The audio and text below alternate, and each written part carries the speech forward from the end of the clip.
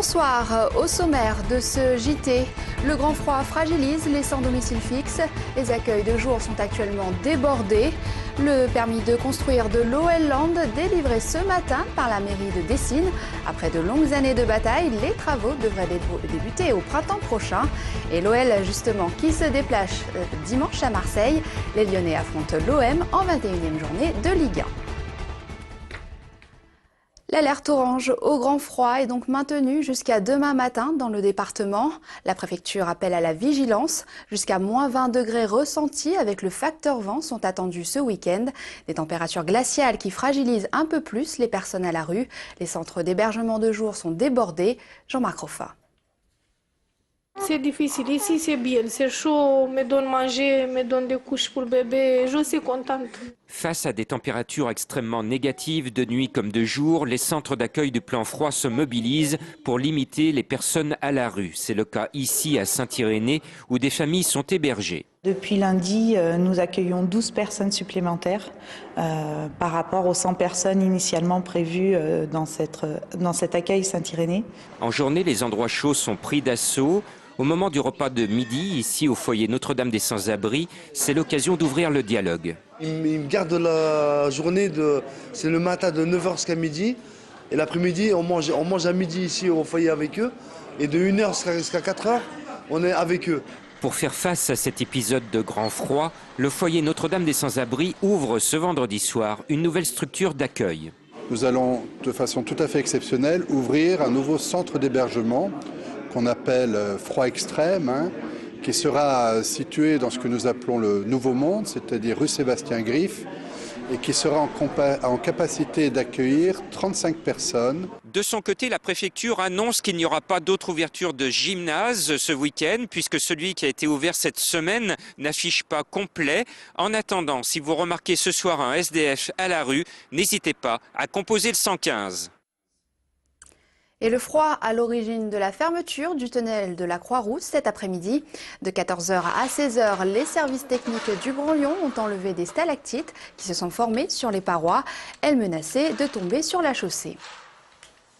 Et on a eu une amorce de stalactites sérieuse entre midi et 2. Donc on a déclenché la fermeture pour préparer en préventif du week-end. Dès que les hivers sont rigoureux et descendent en dessous de -5 pendant plusieurs jours, on a l'apparition de ce phénomène dû aux infiltrations de la colline dans l'ouvrage qui est ancien aujourd'hui. Mais c'est pas non plus exceptionnel. C'est pas exceptionnel, on l'a déjà eu plusieurs fois. Le mal-logement peut être à l'origine de cet acte désespéré.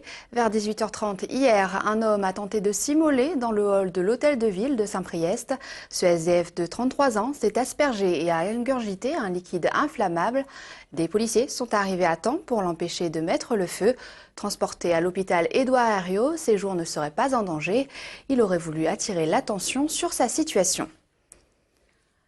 Les Véninov pourraient bientôt reprendre leur activité à Vénissieux. Hier soir, la préfecture leur a présenté une offre de reprise du groupe autrichien Windager Garden. Les conditions de ce rachat ne sont pas encore connues.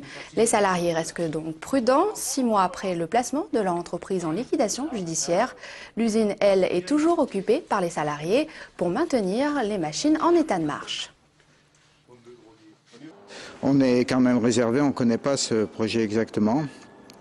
Mais bon, c'est très positif parce que cette entreprise va redémarrer dans quelques mois. Voilà. Depuis décembre, il y a pas mal de choses qui ont avancé, à part le gaz qu'on attend d'ici les jours à venir. J'espère assez rapidement pour nous donner la possibilité de reprendre une activité et des machines qui fonctionnent en bon état, qu'on n'ait pas trop de dégâts. Il aura donc fallu attendre 6 ans. Le permis de construire du futur grand stade de l'OL a enfin été délivré ce matin par le maire de Dessines, Pierre Credoz. Une étape capitale avant le début des travaux. Les précisions de Félix Thomène. Voilà, donc le permis signé.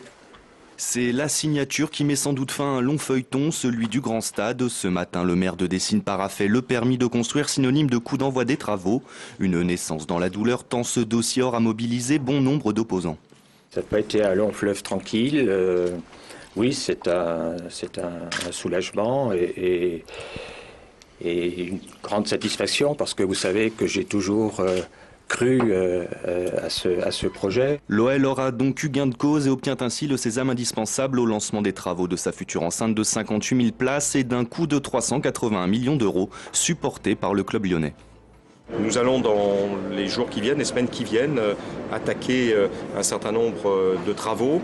Il y a une période pendant laquelle un certain nombre de recours peuvent intervenir, mais on va essayer d'avancer le plus vite possible. Je pense qu'on devrait être complètement en ligne avec les délais de construction avant l'été. Ce matin, le maire de Dessines affirmait que les premiers coups de pelle ne seraient donnés que fin avril. Jean-Michel Aulas a donc pris tout le monde de court puisqu'il assure vouloir commencer le chantier dès fin février. Alors que la signature du permis de construire marquait une période de 2 mois ouvrables pour déposer d'éventuels recours contre le projet. Le Stade des Lumières n'a peut-être pas fini de faire couler beaucoup d'encre. Un mot de basket, l'Asvel se déplace demain soir à Nancy, champion de France en titre. Après être passé à côté de la semaine des As et raté la seconde phase de l'Eurocoupe, les Villeurbanais espèrent se rattraper. Les coéquipiers de Léo Westermann pourront compter sur une nouvelle recrue, le grec Dimitris Aroutopoulos. Je pense que c'est mon expérience européenne que l'on vient chercher et ma passion du jeu. Je vais tout faire pour travailler dur dans l'équipe. Pour l'instant, on ne sait pas grand-chose sur lui. Il est arrivé avant-hier pendant qu'on était en déplacement en Grèce justement. Et aujourd'hui, ça va être son premier entraînement avec nous. Donc je vais en savoir beaucoup plus après l'entraînement. Dimitris Aroutopoulos est un joueur grec qui est sur un poste 5-4, qui devrait nous apporter dans la rotation à l'intérieur de la dureté, de l'expérience et j'espère quelques points, mais il n'est pas venu pour être un scoreur patenté. Football Ligue 1, l'OL sera dimanche au Vélodrome pour affronter l'Olympique de Marseille.